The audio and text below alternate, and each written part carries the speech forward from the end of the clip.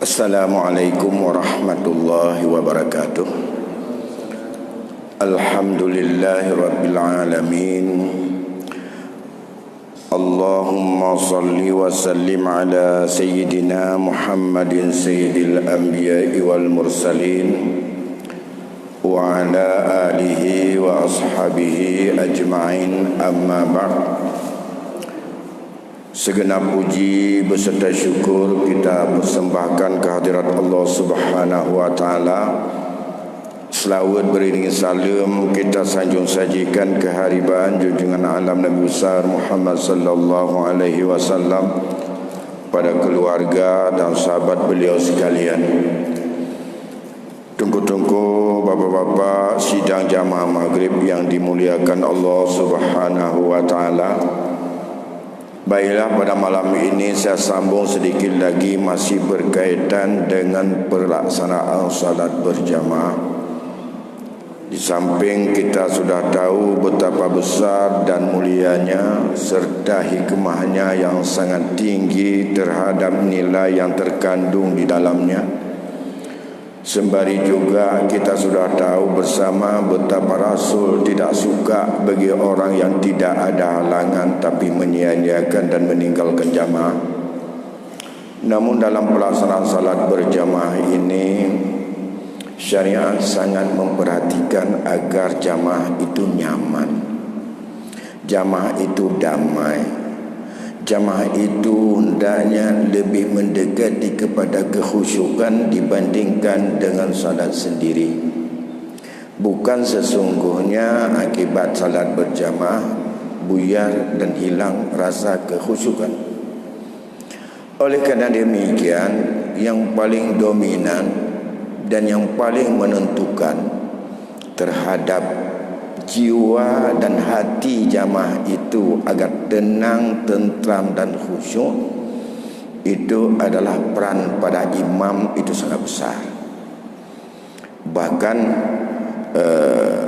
persoalan masalah imam ini, walaupun imam secara hakikatnya ia adalah boleh ia salat tanpa ada meniatnya sebagai imaman, dan ia walaupun tidak mendapatkan nilai jamaah dan sah kita mengikuti mendapat pahala jamaah bila kita mengikut dan mengikat diri kita dengan imam tersebut. Oleh karena demikian, andai kata kita sudah untuk melihat dan memilih serta untuk kita tetapkan imam, andai kata ada kekurangan terutama dalam memajukan dan kemuliaan masjid kita ini, agar tidak mengurangi daripada nilai kekhususan kedamaian, itu bisa disampaikan kepada kita apabila memang cacat itu dan kekurangan itu ada menurut fikih. Maka malam ini saya sampaikan kepada jamaah sekalian, dalam mazhab kita ada beberapa perilaku dan sikap imam yang sesungguhnya dia itu makruh kita ikuti. Semoga cacat itu tidak ada pada imam-imam muda kita atau imam-imam hafidh kita. Di antaranya wa kurihal iqtida' bi fasiqin wa mubtadi'in. Dua sebab itu yang sesungguhnya itu sangat popular. Makruh ikut kepada seorang imam kalau imam itu adalah fasik.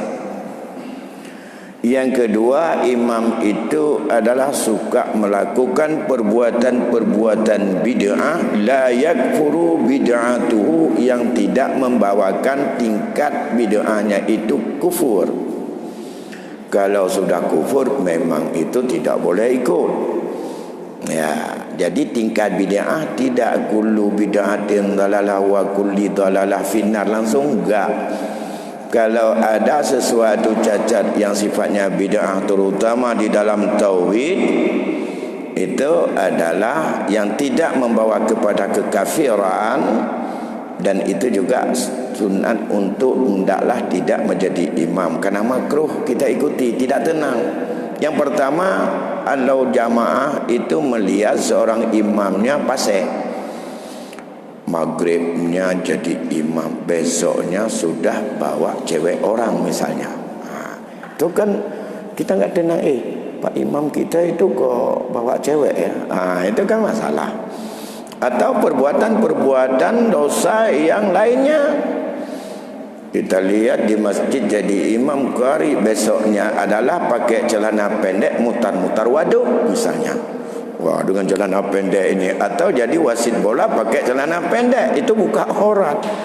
Jadi akibatnya pasal waktu maghrib jadi imam, subuh jadi imam, besoknya kita lihat sedang untuk sibuk adu enam misalnya di lapak judi atau di lapak permainan apa itu namanya. Atau malamnya kita lihat dia jadi imam qari, besoknya jadi toke sabu atau menjadi toke buntut. Itu dah jual nomor. Dia itu makruh jadi imam. Kita enggak tenang melihatnya. Kita maunya kan sejuk. Yang pertama. Yang selanjutnya, makruh kita ikuti andai kata imam kita itu gagap, tak wak-wak, atau disebut dengan juga dengan fa'. Double suara. Enggak langsung bismillah dia. Tapi kadar minimal itu sah dia jadi imam, karena dia buat sengaja. Tidak bisa langsung bismillah, bab ila 3 tu baru beritamang bismillah tu. Tak sah dah ikut. Tapi anak tenang, karena ganyan urang wak-wak atau tak menyong kalam dua go bitubit ila benantuk dia beri tubit yang raya. Assalam bak salam itu je. Assalam menaok telefon baru assalam itu biar. Yang pimkro, tapi tingkat sah-sah agaknya. Dalam batas sah-sah, tapi makmum gak tenang seperti itu. Assalamualaikum warahmatullahi wabarakatuh misalnya. Atau dia di dalam membaca ayat begitu, dalam takbir begitu, Allah, itu namanya tak wa atau fa. Ini yang selalu kita usahakan, imam-imam kita ini yang sedang kita bina terus begitu, supaya kalau ada kekurangan maka jamaah bisa untuk memberikan masukan kepada pengurus ya. Kemudian yang selanjutnya, man taghlibu alal imamah wala yastahiquha. Siman yang paling gemar, ambisius jadi imam, padahal dia sebenarnya tidak punya hak jadi imam. Kalau tingkat kedua dia enggak, tapi dia rebut. Kalau bukan dia imam, ada itu daerah-daerah tertentu yang betul hanya imam, lain tak boleh semuanya.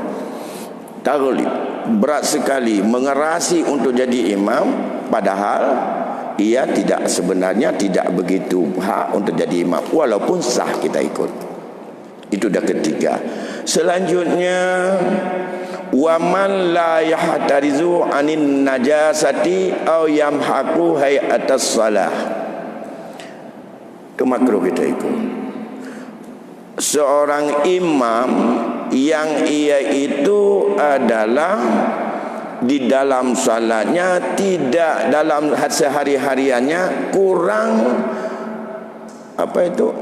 semangat dalam menjaga diri daripada najis. Merah betul bajem itu dia ada ijah yang kai kalau geper kaklegenya ni kedua ataglih mentong Yohana kuto di kurang serius dalam menjaga daripada najis. Mestinya di luar panjang getuk tanpa tergila kedek oleh yang gelipat tu sembayang dah juga dimum bunuh kata tilewa diganya merah-rah. Atau yang menyangkut dengan gedung dengan yang tilewa cukup di gedang ke pupa yang ipa-pa perucik ke mana tak menjaga benar. Sehingga kalau kita lihat kurang serius dalam menjaga diri jauh dari najis. Itu juga makruh kita ikut. Membuat kurang khusyuk dan kurang tenang jamaah kalau melihat Itu saya lihat kemarin dia itu kok ya dalam hujan itu juga dia itu dalam parek, habis itu kain yang dipakai itu dia enggak apa-apa, kemudian dia salah terus dengan baju itu kok enggak pindah. Jadi membuat orang ragu. Atau seorang yang kurang mau untuk yang selalu untuk menghilangkan hayatus salah. Banyak hayat salat yang ia itu buang dan tidak pakai. Dalam salat dia orang pakai ibtidah, dia enggak ada ibtidah begitu langsung dia itu adalah misalnya takbiratul ihram, selain daripada takbiratul ihram, takbir intiqalat itu sunat hay'ah. Karena dalam salat itu ada sunat hay'ah, ada sunat ab'ad. Yang menyangkut dengan sunat-sunat hay'ah ini kurang mau dijaga, bahkan banyak yang dibuang atau ditinggalkan. Itu juga kurang baik untuk jadi imam, makruh diikut walaupun tidak menghilangkan daripada nilai untuk kita mendapatkan pahala jamaah.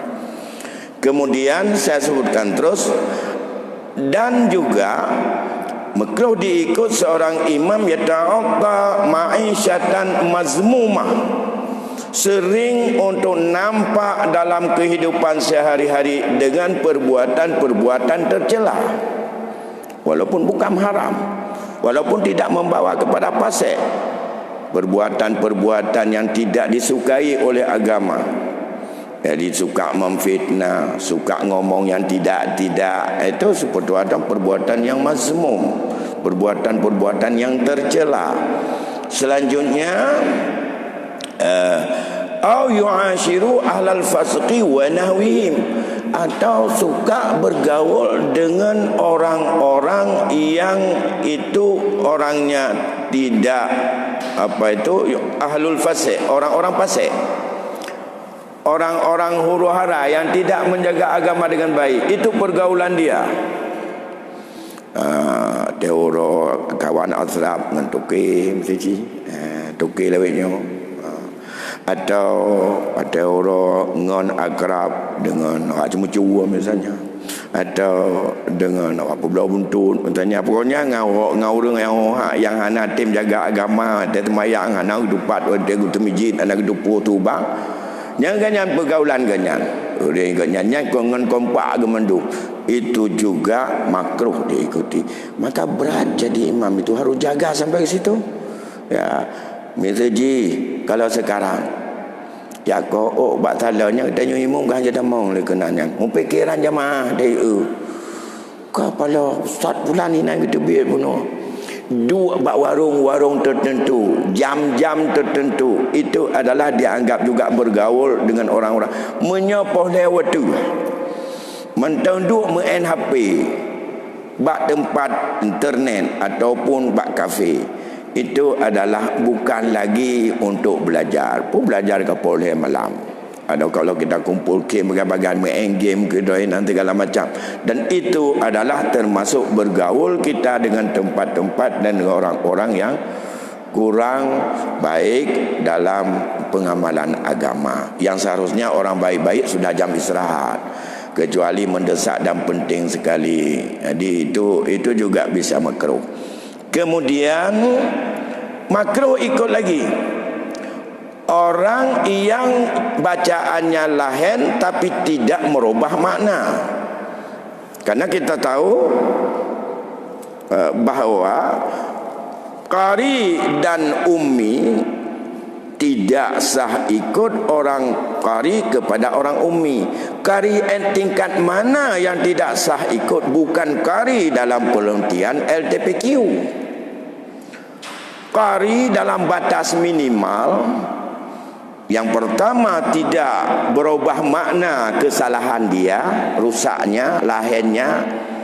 Yang kedua, tidak menggantikan huruf sampai dengan jelas bukan pada posisi makhraj huruf. Itu qari itu. Ya.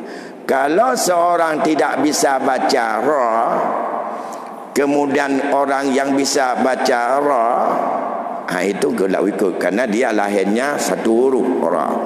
Begitu juga lahen atau rusaknya pada masalah-masalah yang menyangkut tukar makna. An'amta dirubah menjadi an'amti, berubah mana? Menjadi an'amtu, itu berubah mana? Dan itu adalah lahen yang bukan seperti itu. Tapi lahen dalam batas minimal sah menjadi imam untuk diikuti walaupun tidak afsah. Ya, dia kurang, ada kekurangan, ada daripada kekurangan dari lahennya itu, dari rusaknya Fatihah. Maka rusak yang tidak merubah makna itu makruh kita ikuti dia. Ya, maunya yang tidak ada ya rusak, walaupun rusak itu tidak merusak daripada salat.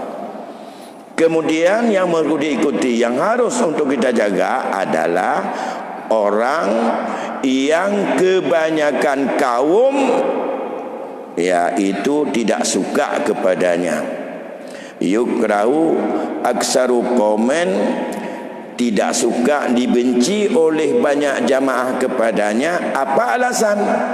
Li amrin mazmumin fihi, karena banyak terjadi padanya ya perilaku-perilaku yang kurang baik, yang tercela. Mana contoh tercela? Walaupun itu dianggap tidak masalah. Contohnya kasarid dhahki, ledhatin, banyak ketawa. Ketawanya bukan ketawa tanggung-tanggung. Ya, pokoknya ketawa wah kalau ketawa katanya. Menyahidih ke kem bak timpang je nyan kem na ciri khas. Itu enggak bagus. Ya, ketawa boleh, tapi jangan terlalu besar-besar kali. Itu mazmun juga. Wal hikayah, banyak cerita. Nah, yang cerita itu al-mudahhikah, tasa'na'an la tab'an. Banyak buat karangan cerita, cerita itu untuk lucu supaya orang ketawa. Yang dibuat-buat, bukan ia membuat orang lain ketawa yang karena tabiatnya. Ada orang kadang-kadang kalau ngomong dia memang sudah nampak terus orang merasa lucu, tapi dia tidak ada keinginan membuat lucu. Jamaah melihat seolah-olah dia buat lucu. Itu tabiat. Tapi ada orang enggak lucu tapi buat-buat lucu. Cari cerita-cerita, buat cerita-cerita yang akan dicerita itu menjadi lucu supaya orang ketawa. Nah, itu juga tidak baik jadi imam dan makruh untuk kita ikuti. Ya, kemudian ya selanjutnya, dan apabila satu imam dibenci oleh seluruh jamaah atau kebanyakan jamaah, itu bukan makruh ikutnya, haram mengikutinya. Maka yang paling capek kita kalau jadi imam, dah dengar baurnya siapa imam yang paling disukai, yang paling ketenangan, dan itu harus untuk selalu kita pertahankan dan selalu supaya jamaah tenang dalam salat. Karena mengapa? Andai kata semua jamaah tidak suka yang ditaruh jadi imam atau yang menjadi imam itu tidak suka semuanya, maka itu bukan makruh ikutnya, maka haram ikut. Walaupun kita ikut sah, tapi ngikutnya haram. Tidak akan ada ketenangan kepada jamaah itu sendiri. Sedangkan andai kata seseorang itu dia anak zina, atau yang menjadi imam itu adalah anak yang karena nikah syubhat atau karena watak syubhat, atau orang yang jadi imam itu tidak pernah dikenal daripada keturunan dan nasabnya, itu tidak makruh, tapi khilaf aula, kurang baik saja. Sedangkan menyangkut dengan orang buta, orang yang terbelut, tentang imam itu sama. Orang buta tidak dianggap cacat, bahkan ia lebih hebat dibandingkan kita yang terbuka mata, enggak bisa menghafal, dia bisa hafal Al-Quran. Orang buta, orang yang terbelut itu tidak ada perbedaan tentang keafdalan, namun lihat pada kriteria-kriteria imam yang lebih jauh. Menurut Syekh pengarang kitab ini iaitu kitab Nihayatul Zain, bahawa ada 15 kriteria. Andai kata berhimpun kita semuanya, dan setelah berhimpun, maka mana kriteria yang lengkap ke-15-nya itu lebih bagus jadi imam kedua. Kriteria yang pertama dari 15 itu adalah yang paling tinggi nilainya, yang harus didahului sebagai imam adalah al-afqah fis salah. Orang yang paling faqih, orang yang paling alim tentang salat. Dan ini yang paling tinggi nilainya. Supaya apa? Kalau salah imam ditegur tahu. Kalau enggak tahu dia ini teguran atau bukan, maka nanti kita subhanallah, dia enggak mau peduli apa-apa, jalan terus sendiri. Padahal begitu ada, atau ditegur pada tempat yang sesungguhnya tidak boleh untuk kita tolerir. Misalnya imam lupa baca kunut, kemudian imam sudah sujud, sudah dekat dengan tempat sujud, jamaah lihat enggak ada kunut, terus memberikan teguran, subhanallah. Kalau imam enggak tahu tentang hukum bahawa di situ tidak boleh balik, ya refleks saja, oh ya, begitu subhanallah, oh saya enggak baca kunut. Akhirnya dia balik.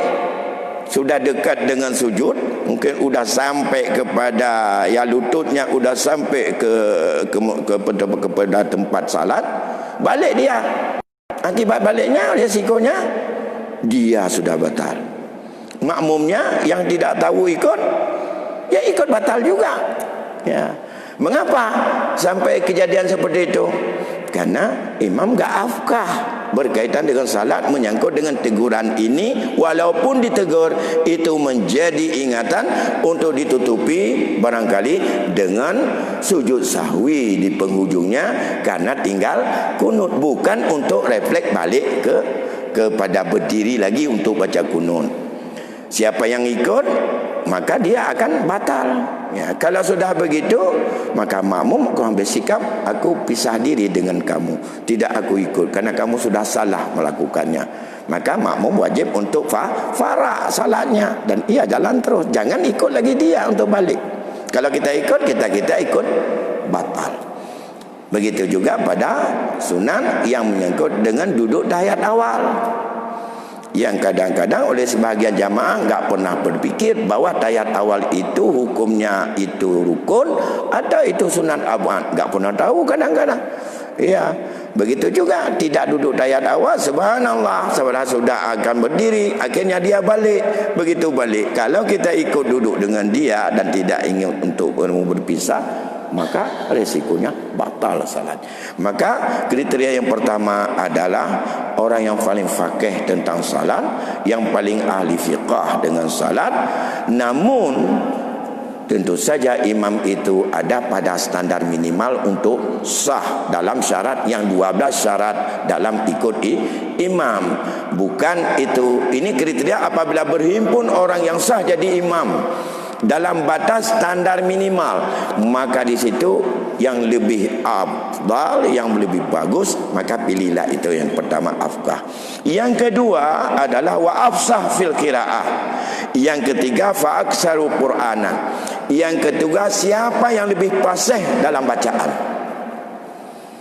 Pertama tadi afqah, yang kedua afsah, yang ketiga yang paling banyak menghafal Quran, fa aksaru qur'anan. Ini 1, 2, 3. Inilah kita dengan metode imam kurang afqah, enggak apa-apa. Yang penting yang kedua ketiga susah didapatkan pada orang faqih, tapi itu ada pada qari, pada hafid. Dia itu adalah orang qari, lebih afsah. Dengan demikian maka dibutuhkanlah yang lebih tua di situ, yang kontrolnya sebagai imam yang kendali, demi untuk meluruskan daripada apa yang kekurangan pada nilai pertama barangkali.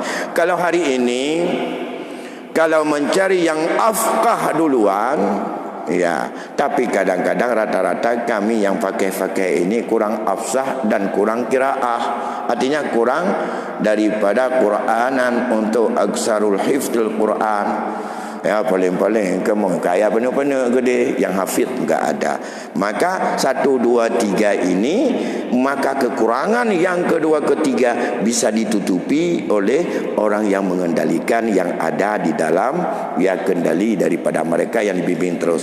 Yang kedua, kelebihan daripada para imam dengan qiraahnya yang lebih afsah, hafalannya lebih banyak aksarul Quranan, maka jangan lupa untuk mendapatkan yang item pertama yang merasa kekurangan. Apa? Yaitu untuk lebih afqah fi shalah. Di mana afqahnya? Mulai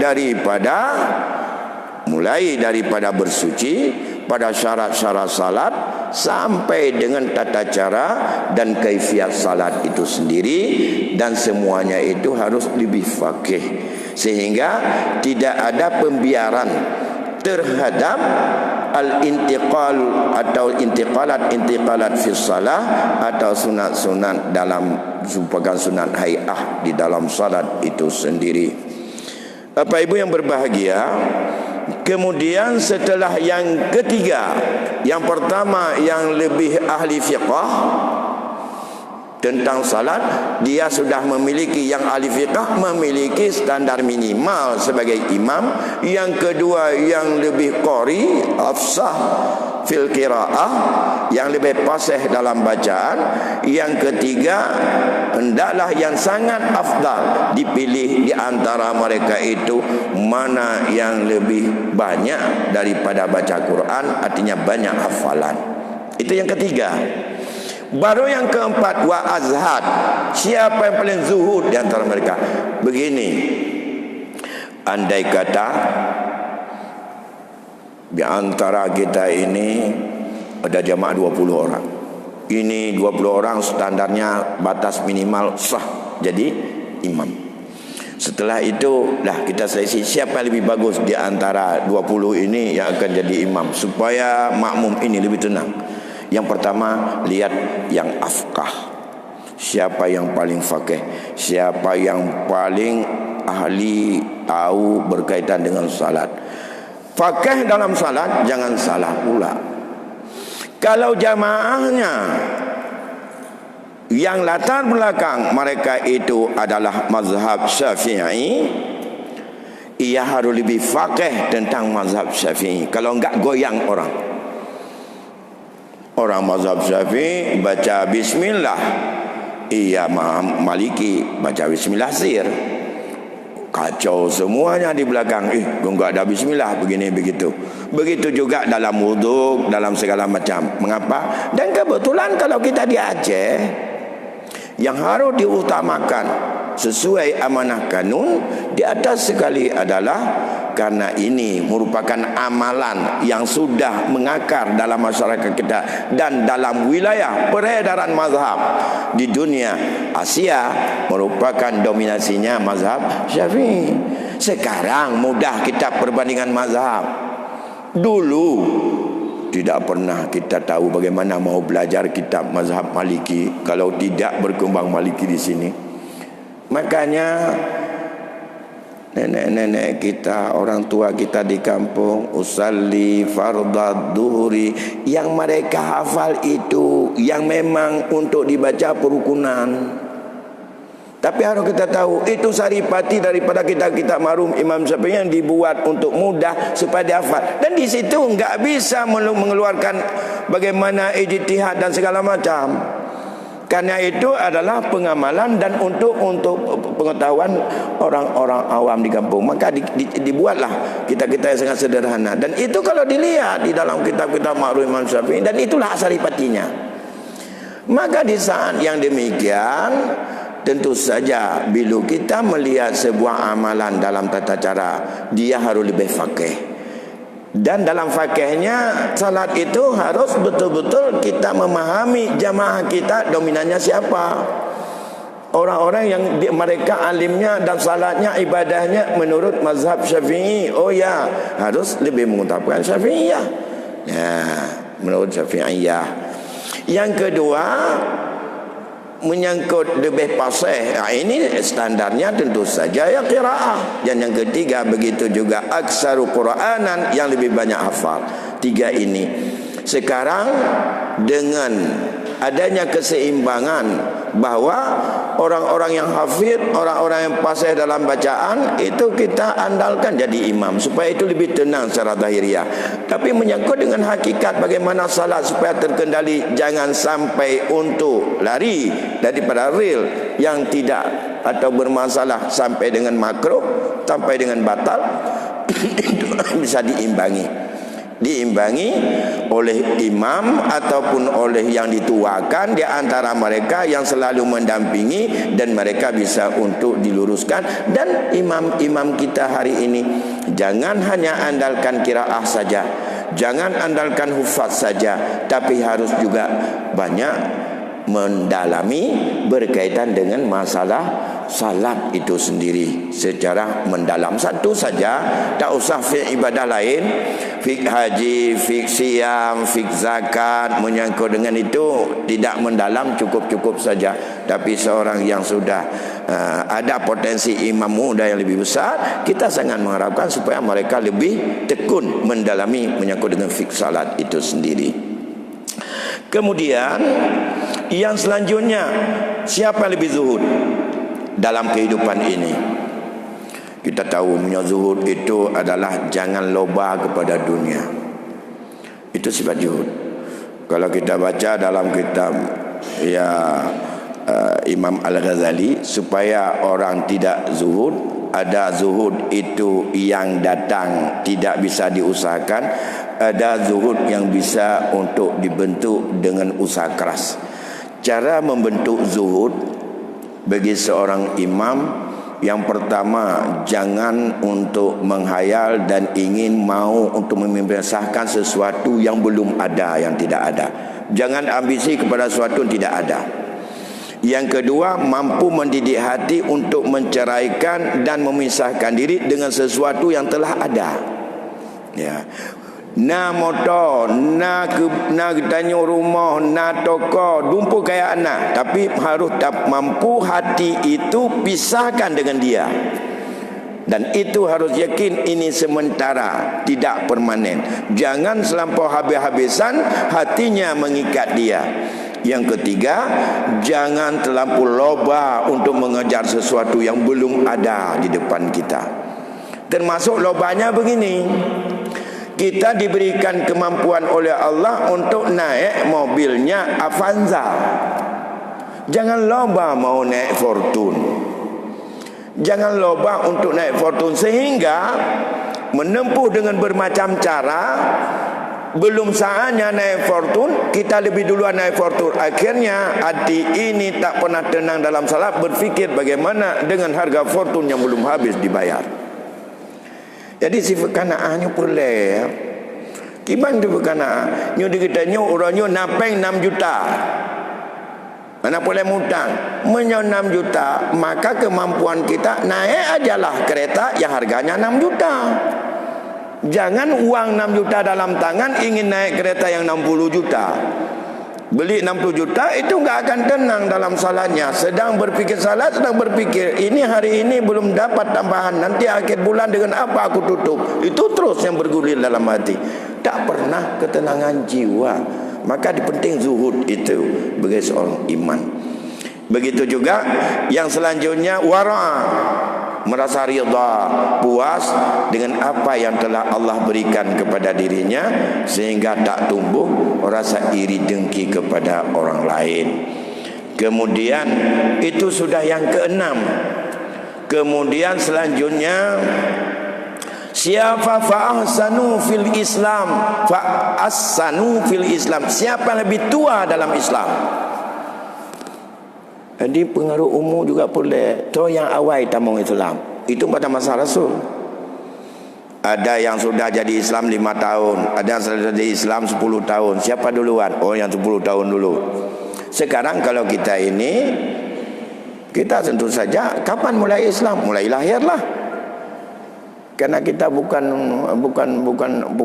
berpindah. Kalau dari lahir, kalau dari siapa lebih tua umur? Tapi kriteria di belakang harus ada. Jangan loncat ke situ. Itu dengan urutan, dengan tertib yang harus dicari. Kemudian saya ingatkan kembali bahawa selanjutnya baru dipertimbangkan siapa yang paling baik usaha. Yang paling baik usaha siapa di antara mereka? Usaha yang paling baik dalam fikih itu adalah yang pertama petani, yang kedua tajir, pedagang. Selanjutnya itu belakang-belakang lagi. Saya enggak tahu karena dulu enggak ada kontraktor. Sekarang kontraktor nomor berapa ya? Ya terserahlah. Betapa besar di situ terjadi potensi fitnah ataupun terjadi subhat. Tapi pokoknya yang paling baik usaha adalah petani. Dia hanya berpegang kepada kekuatannya untuk mendapatkan kesusahannya pada tanah itu. Tanah yang Allah berikan, datang hujan, dia gali, dia tanam, kemudian apa yang lahir dia menjual. Yang kedua berpedagang. Itu juga apabila tidak terjadi ghurur, pedagang-pedagang yang bersih. Bapak Ibu yang berbahagia, waktunya tinggal 10 menit. Mungkin ada yang ingin bertanya, belum saya habiskan ini, ada beberapa lagi. Yang husnul sauti ada pada nomor 10 nanti. Yang paling bagus suara paling murid pelawak. Jadi asal hafai, cukup paseh, gian fikih yang lebih awal. Baru tapi ke ilmu. Cuma dia katanya kan yang paling laga asu lemu tak, walaupun tan betul yang dia baca kadang-kadangnya ini yang jadi masalah. Tapi betul laga asunya lebih hebat dari kesempurnaan yang ada. 7 menit lagi ada waktunya. Mungkin ada yang ingin bertanya. Kalau tidak ada saya lanjutkan dengan selanjutnya.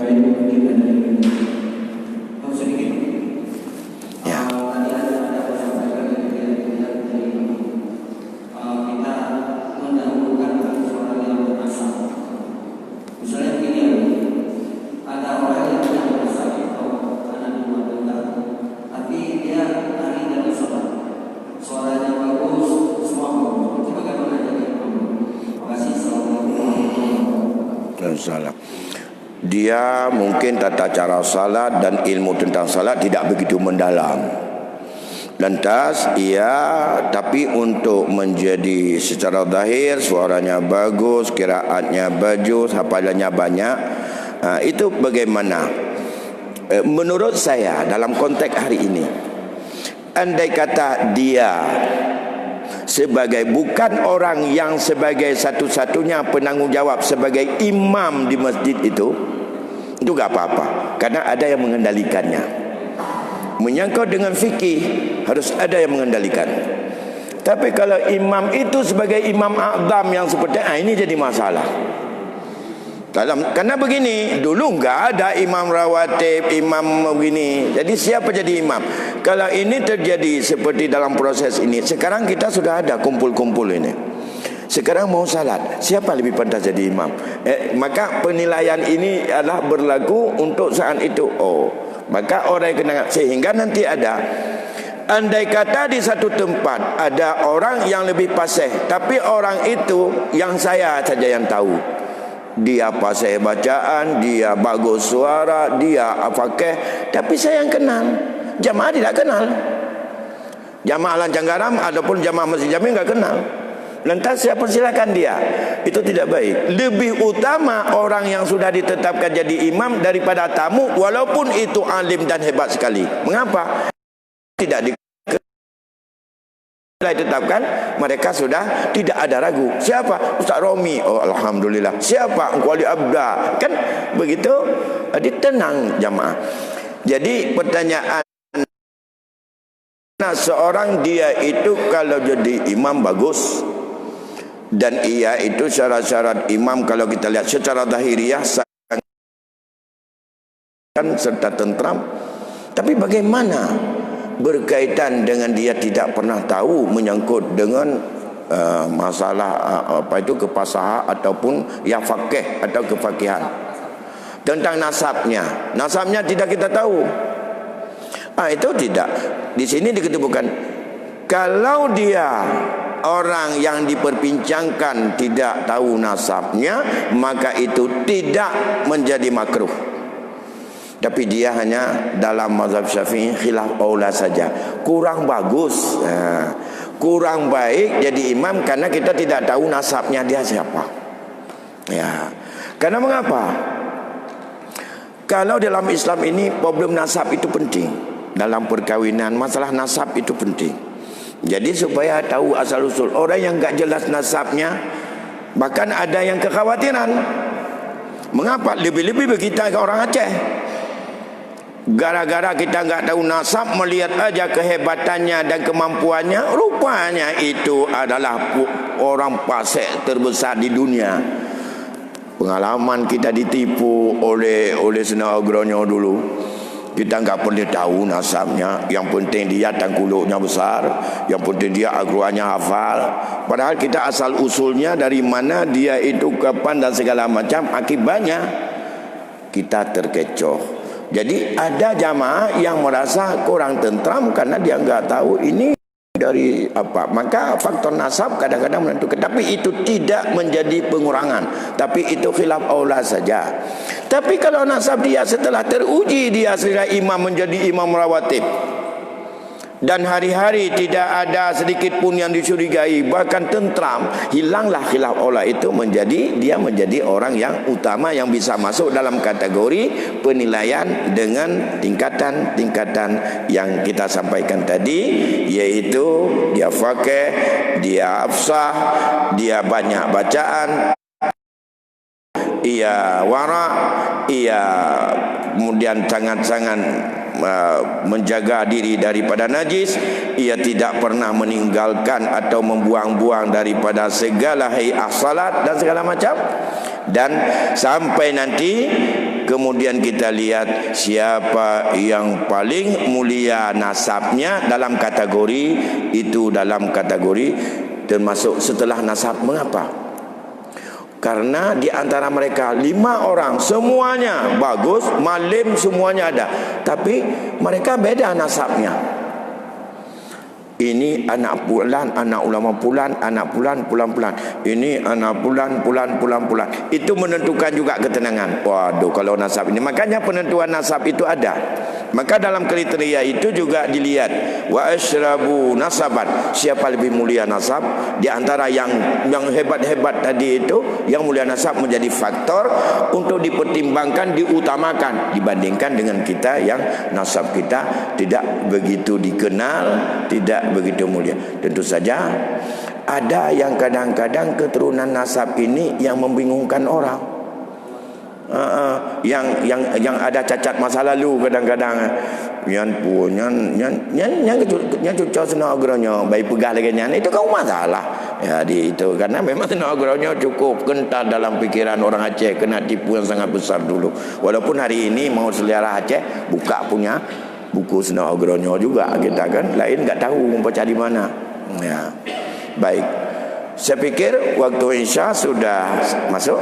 Kita padai sampai di sini. InsyaAllah ada beberapa cerita lain nanti akan kita sambung, karena ada beberapa cerita lain juga yang harus dijaga oleh para imam. Demikian, lebih kurang saya mohon maaf. Assalamualaikum warahmatullahi wabarakatuh.